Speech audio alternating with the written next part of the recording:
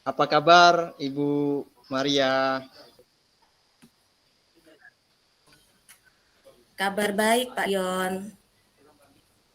Kalau dilihat dari gayanya, sepertinya ada yang ingin Ibu ceritakan ya? Iya, betul, Pak. Ada yang ingin saya ceritakan. Saya ingin menceritakan masalah anak didik saya di kelas. Masalah anak didik di kelas. Eh, Iya, Pak. Silakan Bu, boleh diceritakan Bu. Baik, terima kasih, Pak. Di kelas saya, di 7A tuh, ada satu orang anak yang saya amati tidak mau membaur bersama teman-temannya. Walaupun belajar kelompok, si anak tersebut tuh tetap dengan kesibukan dia sendiri. Saya ingin anak tersebut tuh bisa membaur bersama kawan-kawannya, Pak. Oh, jadi masalahnya ada anak di kelas Ibu yang tidak mau membaur bersama kawan-kawannya ya Bu? Iya, Pak. Walaupun belajar secara kelompok begitu. Iya, Pak, betul, Pak. Anak tersebut tetap tidak mau membaur begitu Bu? Iya, Pak, betul, Pak. Eh, Jadi harapan Ibu agar anak tersebut mau membaur bersama kawan-kawannya gimana Bu? Begini, Pak, saya tuh ingin agar setiap dalam pembelajaran dibagi dengan kelompok, dia begitu senang gitu, Pak. Agar dia mau bergaul dengan kawan-kawannya begitu, Pak. Oh, uh, baik Bu. Boleh kita bincang-bincang ringan ya Bu ya? Iya, Apa Pak. yang ingin Ibu capai pada bincang-bincang ini tentang harapan Ibu misalnya? Baik, Pak. Saya tuh ingin gitu dapat pemecahan masalah atas anak didik saya tersebut, Pak. Agar anak saya tersebut mau membaur bersama teman-temannya, mau bekerja sama dengan kelompok belajarnya. Oh, jadi Ibu berharap di akhir bincang-bincang kita ini nanti Ibu mendapat solusi atau pemecahan masalah dari anak tersebut. Begitu ya Bu? Betul, Pak. Baik Ibu. Eh, Sebelumnya saya boleh bertanya Ibu tentang Boleh, Pak, pendapat boleh, Pak. Ibu Ya. terlebih dahulu. Menurut Ibu membaur itu sendiri itu seperti apa Bu? Oh, baik, Pak. Bagi saya, membaur itu membersamai gitu, Pak. Bekerja sama, terlibat aktif, teamwork dengan kawan-kawan sekelasnya. Begitu, Pak. Baik Ibu. Jadi menurut Ibu anak Ibu yang bisa membaur itu artinya anak yang bisa bekerja sama, terlibat aktif, dan bisa Iya, Pak. bergaul bersama kawan-kawannya. Begitu ya, Bu? Betul, Pak. Betul sekali. Oke. Eh, Kalau menurut Ibu, kira-kira indikator anak yang bisa membaur itu yang bagaimana, Bu? Baik, Pak. Contoh kecil saja ya, Pak. Jadi anak yang bisa bekerja sama dengan kelompok belajarnya, berperan aktif dalam kelompok belajarnya, dan bahagia bekerja sama dengan kelompoknya. Seperti itu, Pak. Oh, jadi indikator utamanya itu kemampuan bekerja di dalam tim ya, Bu ya. Iya, Pak, betul sekali. Oke, baik Ibu. Kalau begitu, rencana apa yang akan Ibu coba terapkan agar anak tersebut mau membaur di dalam kelas Ibu? Saya akan mencoba teknik teman sebaya gitu, Pak.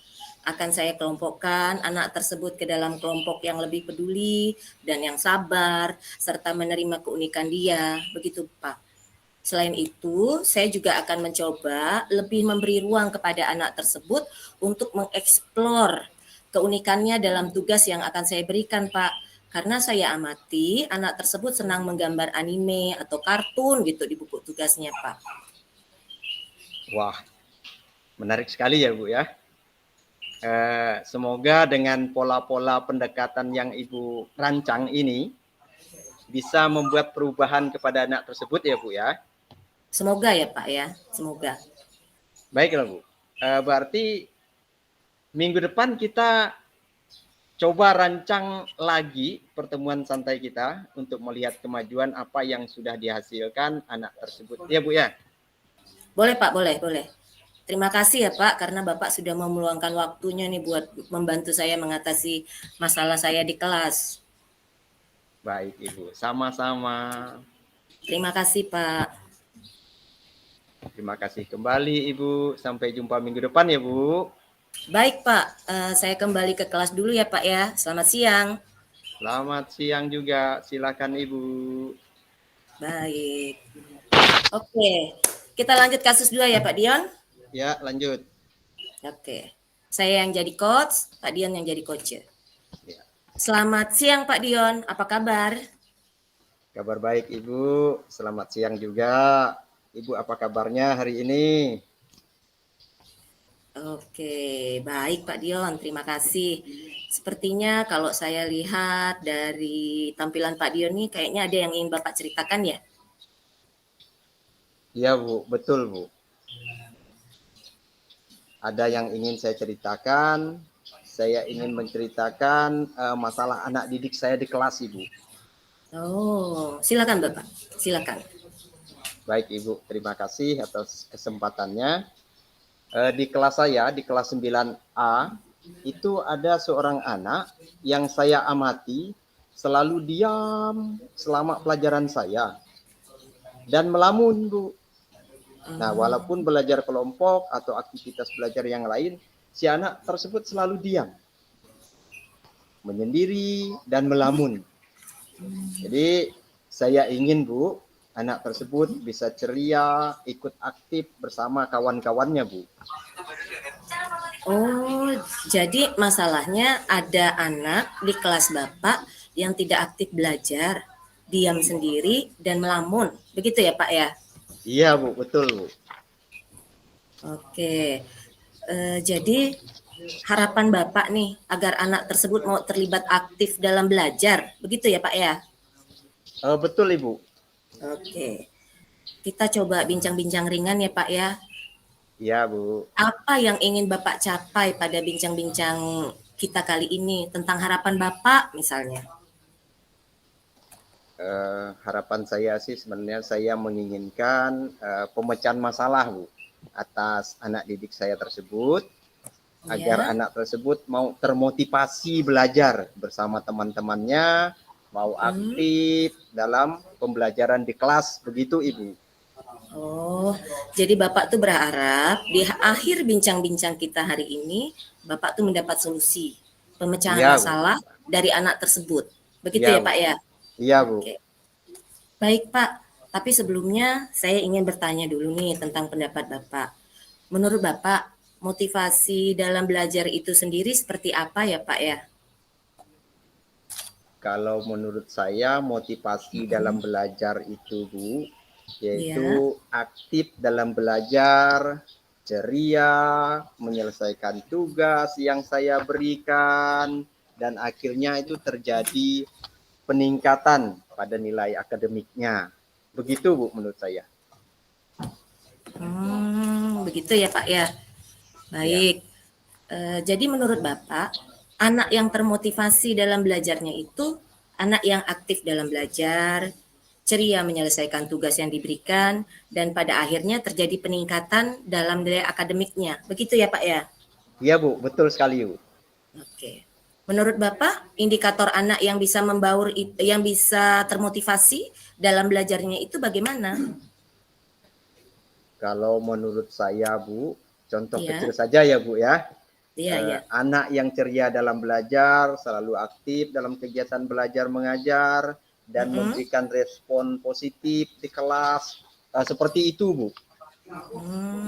Jadi indikator utamanya itu ceria dalam belajar, aktif berkomunikasi, dan selalu memberikan respon positif ya Pak ya.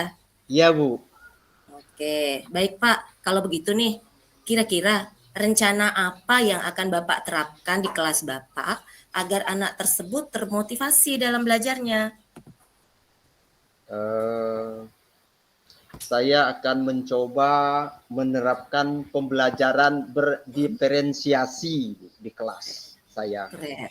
akan saya coba rancang, nanti saya terapkan pembelajaran berdiferensiasi mulai dari konten, bikin proses, sampai ke produk sebagai langkah awal saya, Bu. Wah, menarik sekali, Pak. Semoga dengan pola pendekatan yang Bapak rancang ini bisa membuat perubahan kepada anak tersebut ya, Pak ya. Semoga ya, Bu ya. Oke, baik Pak. Berarti kalau begitu minggu depan kita coba atur ulang lagi pertemuan santai kita ya Pak untuk melihat kemajuan apa yang sudah dihasilkan oleh anak tersebut. Boleh, Bu, boleh.